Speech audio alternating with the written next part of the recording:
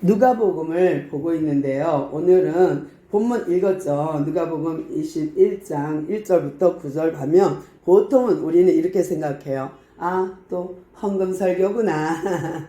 보통은 그럴 수밖에 없어요.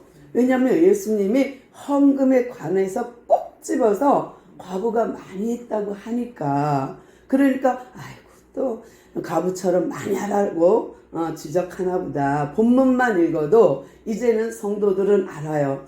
이 본문을 갖고 또 목사님이 이렇게 얘기하겠구나. 통 잡지요. 통밥을 굴려요. 근데 실은 아니라는 거 알려드릴게요. 이 본문을 이해하기 위해서는 그 전장을 봐야 해요. 누가복음 20장 마지막 절 뒷부분을 봐야 되는데요. 먼저 우리가 그것을 보고 나서야 이 본문이 이해가 됩니다. 누가복음 20장 45절부터 47절인데요. 저의 설교는 성경을 많이 뚫어지라 보면 잘 보입니다. 제가 읽겠습니다. 모든 백성이 들을 때에 예수께서 그 제자들에게 이르시되 긴 옷을 입고 다니는 것을 원하며 시장에 문안받는 것과 회당의 높은 자리와 잔치 윗자리를 좋아하는 서기관들을 삼가라. 그들을 과부의 가산을 삼키며 외식으로 길게 기도하니 그들이 다 엄중한 심판을 받으리라 하시니라. 아멘. 와, 서기관을 조심하라 하면서 아주 무서운 말을 해요.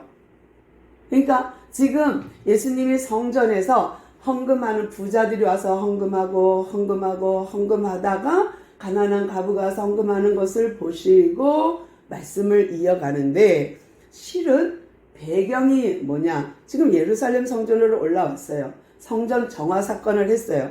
막 다 뒤엎었어요.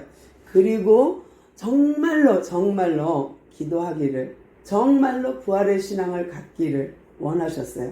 그래서 그들에게 돈, 화폐를 가지고 누구의 형상이며 누구의 글이냐, 그리고 부활신앙을 가져라 라는 걸로 일관성 있어요. 예수님이 성전된 우리를 정화하고 성전을 정화하고 그들에게 주어진 메시지가 아주 일관성 있어요. 하나님의 나라를 아주 정확하게 지금 하나하나 짚어주고 있는 거예요. 그 중에 이것도 하나입니다.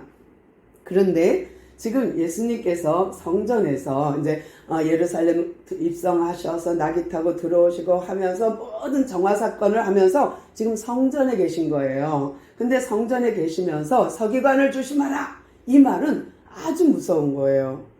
분노를 사는 거예요. 왜냐하면 그 자리에는 예수님의 제자도 있지만 바리새인, 사두개인, 제사장, 서기관, 이들이 다 있는 자리예요. 성전 안에는. 그런데 특히 서기관을 꼭 꼬집어서 지금 예수님이 뭐라 그러냐면 삼가 조심하래요. 저들은 엄중한 심판을 받을 거래요. 그 이유인 즉슨 긴 옷을 입기를 좋아한대요. 무슨 말이에요? 화려하고 높은 옷을 상징해요. 결혼식 가면 신부의 드레스가 길죠. 땅에 줄줄줄줄 끌고 가잖아요. 가장 그날 존귀한 자예요.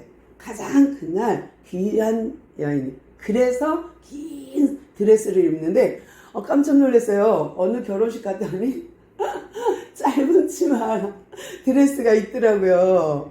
너무 놀랐어요. 왜냐하면 이 긴 치마에 상징이 있는데 치마를 딱 잘라갖고 짧은 드레스를 입는 거 보고 그랬어요. 옛날 양반이나 임금들, 귀족들 옷 짧게 입는 사람 없거든요. 그런데 짧은 치마 보고 전 조금 충격이었거든요. 근데 여기서 예수님이 서기관들을 꼭 꼬집어서 야단치는 것 중에 하나가 긴 옷을 입기를 좋아한대요. 그거는 존귀한 자다, 나는 존귀한 자다 하는 거를 보여주는 거예요. 또 이 사람들은 어떤 사람들이냐면 시장에서 문 안 받기를 좋아한대요. 시장은 뭐냐면 우리 같은 시장도 시장이지만 이들은 그 사람이 많이 다니는 골목, 많이 다니는 거리에다가 아예 자리를 잡고 앉아 있어요. 인사받으려고. 그러면 지나가는 사람들이 다 인사하는 거예요. 샬롬, 평안하시죠? 하나님이 당신에게 축복하길 원하나이다. 그러면 나도 너에게 축복하노라. 이러면서 아주 인사받기를 좋아하는 그런 서기관들이래요. 또 높은 자리에 앉기 좋아한대요. 회당에 가면 이제 말씀을 나누는 자리에 가면 내가 그래도 지식층이야. 내가 그래도 높은 사람이야. 그러고 앉기를 좋아한대요. 잔치 자리에 가도 귀석에 앉게, 귀인석에 앉기를 원한대요. 그래서 그들은 높임을 받기를 좋아하는 사람, 그 서기관들을 삼가라 해요. 근데 참 대놓고 지금 예수님이 막 가는 거예요. 왜냐하면 뒤에 보면 나중에 이제 22장쯤 가면은 이 서기관과 제사장들이 착당해서 예수님을 십자가에 못 박으려 하거든요. 거기에 걸려든 게 가룟 유다고요. 그런데요, 이렇게 서기관들을 이를 갈게 만든 사건입니다. 이 말이. 그러니까 지금 서기관에 대해서 예수님은 좋은 평가를 하지 않았어요. 조심해. 쟤네들은 엄중한 심판을 받게 될 거야. 와. 그런데 솔직히 말하면 그들은 그다지 죄는 많이 짓지 않았어요. 표면상으로는. 왜냐하면 서기관은요, 행정직이에요. 행정직. 그러니까 행정관이에요. 무슨 말이냐면 이 서기관들은 율법을 풀어요. 율법을 해석해요. 이 해석을 적용해요. 그래서 어떤 사람이 왔어요. 민원이 들어왔어요. 저요, 우리가 너무 억울해요. 저 사람이 경계표를 옮겨갔고요. 우리 땅이 팍 줄었어요. 그러면 그렇습니까? 하고서는 이거를 막 관례를 찾고 이렇게 법을 찾고 율법에는 어떻게 되었나, 미드라시에는 어떤가 막 이러면서 찾아요. 그래서 이 사람들은 그거를 적용해서 여기 보니까 몇 점 몇 항에 의거해서 이러면 벌금이 물려지네요. 저 사람한테 300만 원 벌금, 이런 거 할 수 있는 사람, 그게 서기관이에요. 근데 이 사람들이 그냥 그 일만 하면 국정 변호인 같은 거예요. 나라에서 지정한 변호사 같은 거예요. 그런데 이 사람들이 그걸 그냥 그대로 순수하게 월급 받고 순수하게 일하는 것이 아니라 뒷돈을 챙기는 사람이에요.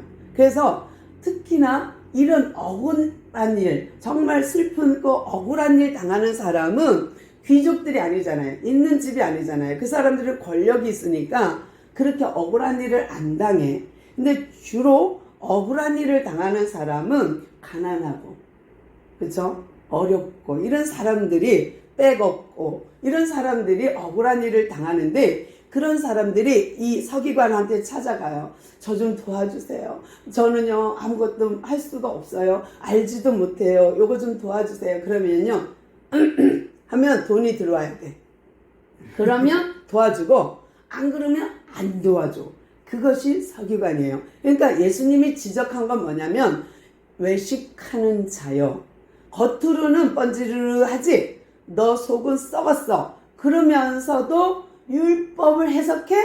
그러면서도 네가 길게 기도해? 하루에 3시간씩 기도하고, 서서 기도하고, 하늘을 우러러보면서 기도하고, 길에서 기도하고, 너가 외식해? 그것을 나는 가증히 여긴다예요. 그러니까 지금 예수님이 이 서기관에게 말하고 싶은 것은 뭐냐면, 그 외식이 싫어. 너 내면을 좀 좋게 해. 너가 정말 하나님 앞에 바르게 살아. 그의 삶을 지적하고 있는 건데요. 우리는 그냥 보면 뭐 서기관들이 뭐 크게 잘못한 것도 없는 것 같은데 라고 생각하지만, 주님은 그의 마음을 보기 때문이에요. 그러니까 겉을 보는 게 아니라 그 믿음, 그 중심을 보기 때문에 예수님은 서기관한테 이렇게 호되게 야단을 치는 거예요. 근데 성경 안에는 이런 내용이 많아요. 서기관에 대한 내용이 꽤 많이 있는데 그래도 구약에는 그래도 괜찮았어요. 히스기야 왕을 돕는, 그때 외국에서 세금 받으러, 금을 받으러 왔을 때에 했던 그 셈나 같은 사람. 그런 사람은 율법에 막 적용을 만들기 위해서 치부책을 갖고 뒤에 가서 서 있는 사람. 또 예레미야 때 바룩 같은 사람. 이런 사람 또 이렇게 종이를 가져가서 말씀하시옵소서 하고 적어요. 그래서 그걸로 다 적용하는 거예요. 써서 성경으로 남기기도 하고 법으로, 율법으로도 적용하기도 하고 이런 일을 하는 바룩이나 셈나나 이런 사람들이 다 서기관 출신이에요. 근데 이 사람들이 후대에 넘어와서 신약에 와서는 정치나 정책에 빌붙어서 율법을 해석해 주면서 자기 나름대로 뒷돈을 챙긴 귀족인가요? 부자인 거예요. 그러다 보니까 신약 시대에, 그러니까 구약에서 넘어온 사람들 중에 야당 같은 사람들이 있어요. 뭐냐면 사두개인과 바리새인. 마치 여당과 야당 같지만 그 속에는 하나님의 말씀을 가지고 연구한답시고 어려운 사람들을 오히려 더 어렵게 만들어요. 율법의 무게를 더 얹어버려. 자기도 안 지키면서. 그래서 예수님이 지적하세요. 예수님을 쫄쫄쫄쫄 따라다니긴 해. 바리새파. 그래서 혼나기도 많이 혼나. 너희들 그러지 마! 하고 혼내기도 해. 그러나 그들이 겉으로는 너무너무 말씀을 사랑하는 것 같아요. 그러나 속은 다 그 율법 갖고 그 성경 갖고 그 하나님의 말씀을 갖고 뒷돈 챙기는 거예요. 그러니까 예수님이 혼내키는 거예요. 또 어떤 사람들이 있을까요? 야당 같은 사람들 중에 사두개인, 바리새파도 있지만 세리와 헬라당 같은 사람도 있어요. 헬라당은요, 정치적으로 이렇게 또 세리는 경제적으로. 그러나 이 세리와 헬라당을 싫어해서 생긴 것이 열심당원이에요. 우리는 저런 거를 적폐하라. 타개하라. 뭐 이런 거. 내려오라. 이런 거. 그런 거 하는 사람이 열심당이에요. 여당, 야당 같은 느낌 있어요. 또 학문적으로 공부하는 학문적으로는 산헤드린 공회원이 있어요. 산헤드린 공회원도 공부하는 사람들이지만 이 서기관들도 그 부류예요. 그러니까 성경을 연구하고 공부하지만 행정적으로 법에 저촉이 되냐, 율법에 저촉이 되느냐 안 되느냐에 관심 있는 사람들이 서기관들이에요. 근데 이렇게 신랄하게 예수님이 서기관을 혼내줬어요. 그리고 나서 이제 예수님이 요 앞부분을 모르면 안 됩니다. 그래서 말씀드렸고요. 이제 이 예수님이 성전에서 어디 앉아 있느냐? 헌금함 옆에 앉아 있어요. 그리고 헌금함을 딱 뚫어지게 보고 있는데요. 우리는 지금 헌금함이 하나고 봉투가 여러 개죠. 무슨 주정헌금, 월정헌금, 또 뭐가 있어요? 건축헌금, 성교헌금, 구제헌금, 또 절기헌금, 또 감사헌금, 11조 해갖고 봉투가 여러 개인데 이때에는 거꾸로 헌금함이 여러 개 있어요. 봉투는 없고. 그러면 헌금함이 한 13개가 있는 거예요. 그러면 10의 1, 또 건축, 그 다음에 선교, 구제, 성전 보수, 이런 걸로 쭉 헌금함이 한 13개 정도 입구에 있는 거예요. 그러면 이 입구가 어떻게 되어 있냐면 헌금함 입구가 깔때기처럼 되어 있어요. 깔때기. 이렇게. 그러면 깔때기처럼 되어 있는 데다가 동전을 이렇게 살짝만 이렇게 톡 넣으면 이 동전이 떼구르르르르르 덩그렁 떨어지면 아하, 저 사람은 얼마짜리를 넣었구나 느껴요. 또 어떤 사람이 톡 던지면 조용히 넣어도 이게 스르르르르르 띵, 아이 저 사람 쬐끔 넣었구나 이걸 알아요. 그러니까 우리가 500원짜리를 떨어뜨리는 것과 10원짜리 떨어뜨리면 소리가 다르잖아요.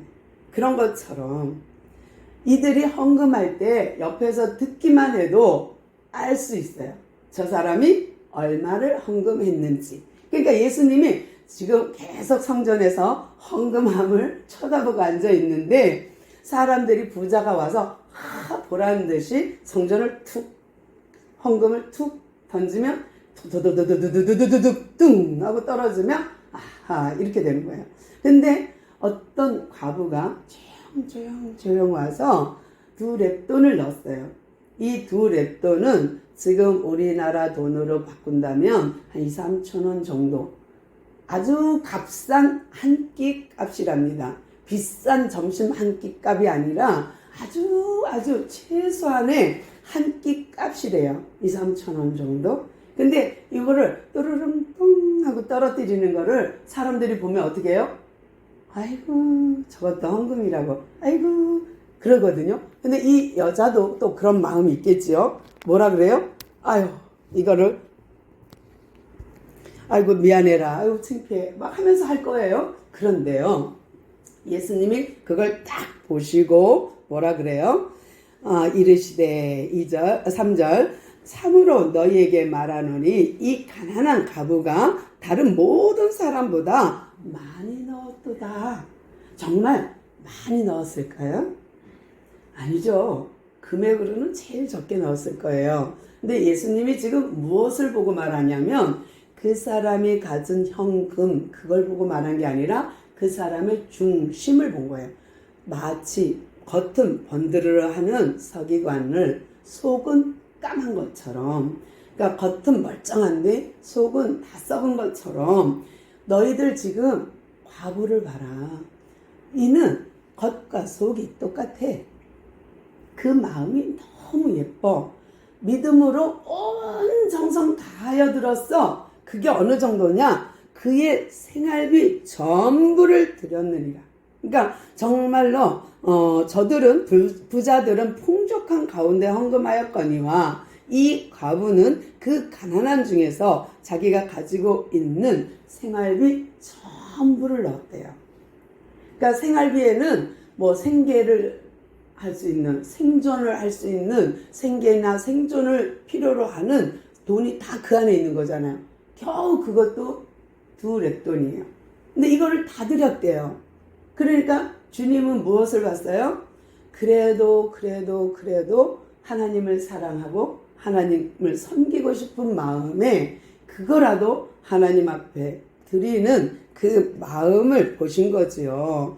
그러니까 성전에서 정말 저 사람은 최고의 것을 드렸어 라고 하니까 약간 사람들이요 머리가 조금 핀트가 돌아갑니다. 5절, 그래서 이거 문단을 나누면 안 돼요. 1절부터 4절 나누고 5절부터 9절 나누면 안 되는 거예요. 이런 상황에 있어요. 근데 그런 상황에 5절 보니까 어떤 사람들이 예수님 이 성전 보세요. 멋있지요? 이거요 정말 오랫동안 지은 거예요.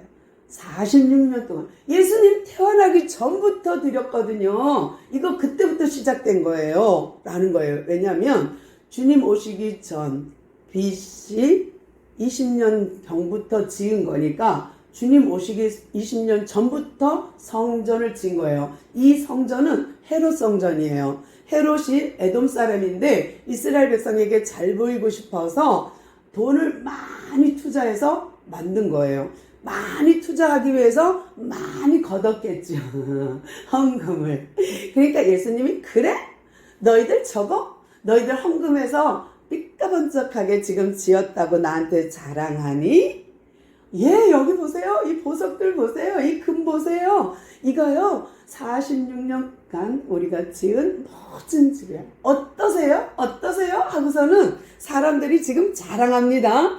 그러니까 예수께서 뭐라 그래요? 야, 너희 보는, 이게 중요합니다. 너희 보는 이것들이 날이 이르면 너희들 보는 눈에 지금 보기에 너희들이 보이는 그 것에 날이 때가 되면 이 하나도 돌 위에 돌 하나 남지 않고 무너질 거야.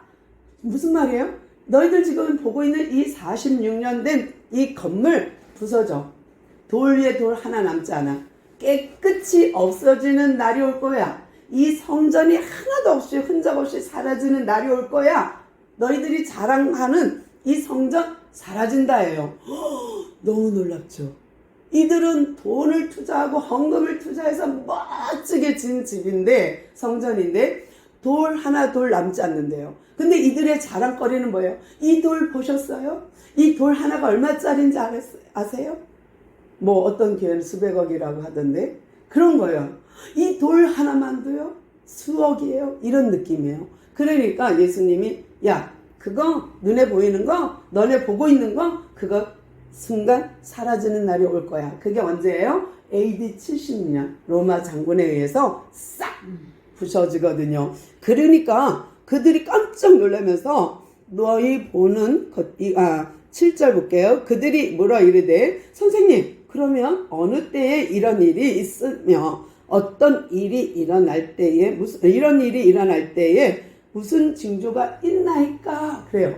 그러면 여러분 잘 생각해 보세요. 얘들아, 이 성전 너희들 보기에 좋지? 이거 돌 위에 돌 하나 남지 않고 싹 무너지는 날이 올 거야. 날이 오면 하고 말했더니 무슨 때요? 어느 때요? 어떤 징조가 있는데요? 라고 물었어요. 그럼 여기까지는 뽕짝뽕짝 잘 맞습니다. 그런데요, 예수님의 대답은 엉뚱해요. 항상 예수님의 대답은 엉뚱하지만 진실이에요.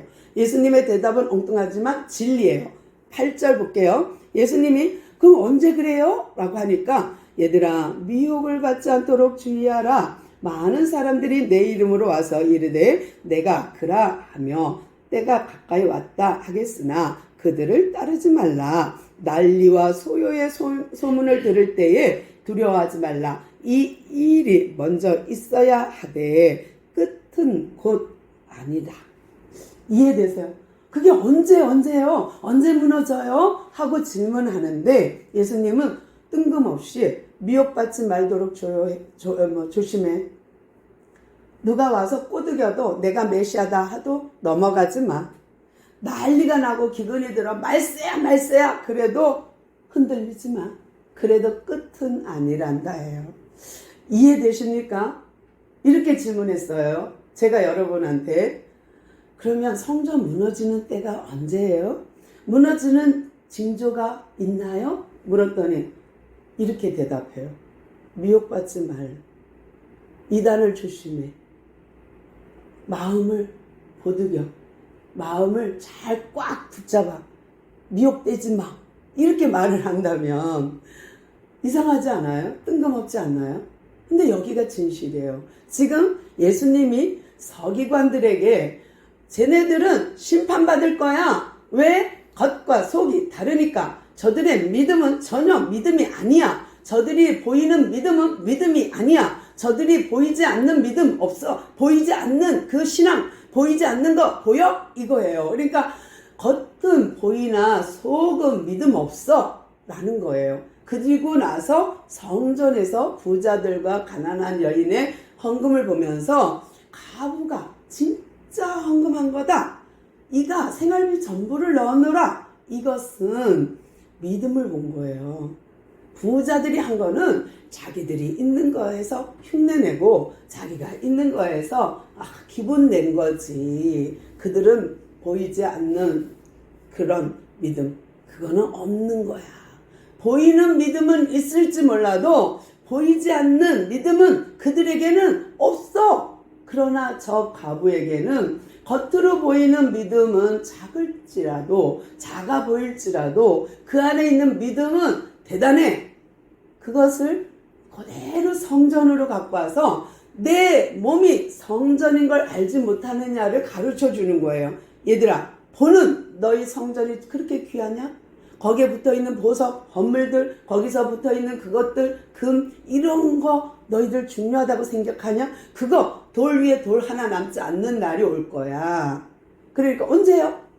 그러니까 그거하고 너무 비껴가는 거야. 예수님 말씀하고는 안 맞아. 그러니까 예수님은 그런 날이 올 거거든. 돌 하나 돌 위에 남지 않는 날이 오거든. 미혹받지 않도록 조심해. 그때 되면 여기저기서 하나님 없다? 하나님 있으면 저 성전이 무너지겠니? 하나님 있으면 저렇게 로마에게 우리가 당하겠니? 하나님 없어. 내가 하나님이야. 라고 한다면 미혹받지 마라 라는 거예요. 근데 어제 제가 45주년 백석 기념대회에 갔었는데 세상에 버젓이 재림 예수를 믿으시오 하고 광고하더라고요. 거기서 선전하고 있더라고요. 근데 제가 하루 종일 피곤해서 아침부터 거기 갔죠. 밤 집에 오니까 8시 10분이야. 그러니 막 부담이 막 머리에 가중되는데도요. 아, 이게 참 은혜다. 만약에 이런 내가 올무가 없으면, 이런 짐이 없으면 내가 이 일을 감당하겠나 싶기도 하고 감사하기도 했어요. 그 늦은 시간에 와서도 또 가정예배 드리고 설교 준비하고 주보 만들고 그러면서 어제 늦게 잤거든요. 근데요, 참 놀라운 것은요, 제가 거기서 이걸 봤어요. 내가 일주일 내내 고민하고 있는 이 본문을 기억하고 일주일 내내 살아요. 하나님 하고 하나님 무슨 뜻이에요? 과부 두렵던 무슨 뜻이에요? 막 이러고 다니는데 거기서 그걸 봤어요. 보이는 것 같은 믿음, 보이지 않는 믿음. 그들이 볼 때에는, 정말 이단들이 볼 때에는 보이는 재림 예수 그거 믿으시오. 우리는 보이지 않는 하나님 믿으시오. 그러니까 이게 그들이 보기엔 우리가 연약해 보이죠. 그러나 그들은 막 보이는 예수를 갖고 막 재림줄 갖고서 막 선전하는데 제가 그걸 봤어요. 하나님, 진짜 믿음은 진짜 보이지 않는 믿음입니다 라는 걸 봤어요. 보이는 믿음은 정말 가짜가 많군요. 그러면서 봤어요. 정말 우리 안에 보이지 않는 믿음을 소유한 여러분 되기를 소망합니다. 그러면서요, 이제 이런 예수님이 경고를 날려요. 두려워하지 말고 미혹받지 말고 때가 왔다 하더라도 그것은 끝이 아니다. 성전이 무너지는 날이 와도 너희들은 두려워할 것 없어. 알았지? 하는 거예요. 그런데 이 과부의 두렵돈과 함께 성전 무너지는 사건이 이어지는 것은 너희들이 성전이야. 저 보이는 성전 없어져. 그러나 믿음으로 세워지는 보이지 않는 성전 너희들은 미혹받지 않게 조심해. 내가 메시아다, 내가 말할 때 속지 마. 그리고 이제 끝이야. 볼장 다 봤어. 종말이야. 이제는 그냥 있는 거 갖고 막 써. 막 놀고 막 놀러가. 캠핑 가. 막 놀아. 캐세레 싸라. 거기에 현혹되지 마. 그거는 끝이 아니야 라는 거예요. 그래서 정말 하나님께서 우리에게 지금 오늘 말씀을 주시는 것, 이 말씀 주시는 거에 우리가 응답 받아야 될 것은, 아하, 내가 성전이구나. 그러므로 나는 보이지 않는 믿음을 소유한 자야. 그리고 나는 하나님의 성전의 삶을, 서기관 같은 삶이 아니라 정말 성전의 삶을 살아야 된다. 정말 돈이 없어도 가부같이 두랫돈밖에 헌금을 못한다 할지라도 우리는 믿음을 소유한 자가 되어서 보이는 성전은 무너지지만 보이지 않는 성전은 영원하단다 하는 예수님의 메시지를 마음에 품고 가는 이 시간 되기를 소망합니다. 주님 감사합니다. 오늘도 우리에게 이런